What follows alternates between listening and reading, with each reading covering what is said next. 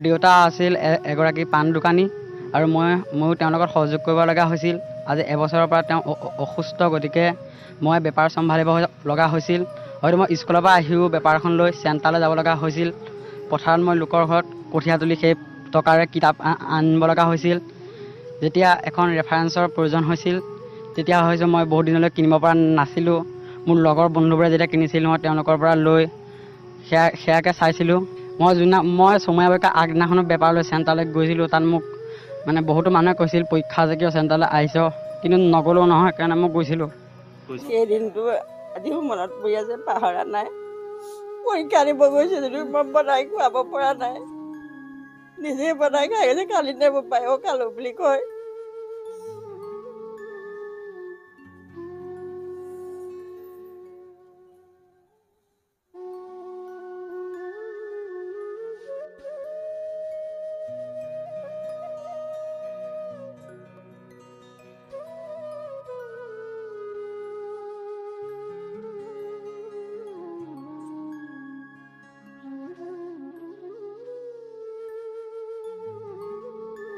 মই পাণ পাৰিব যাওঁতে মোৰ ল'ৰাক লৈ যাওঁ।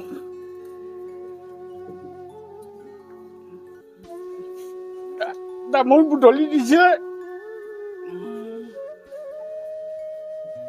আৰু ঠিক তেনেকেই মই কেতিয়াবা যাব নোৱাৰিলে ল'ৰাটো পঠিয়াম। তাৰপৰা যেন তেনে ধুনীয়াকৈ মেট্ৰিক পাছ কৰিলে। মেট্ৰিক পাছ কৰাৰ পিছত মই বিমোৰত পৰিলোঁ। কি কৰিম? তেতিয়া গহপুৰ নিউজ লাইভ পাইছিল। মোৰ জীৱনটো মোৰ ল'ৰাটোৰ জীৱন ঘূৰালে।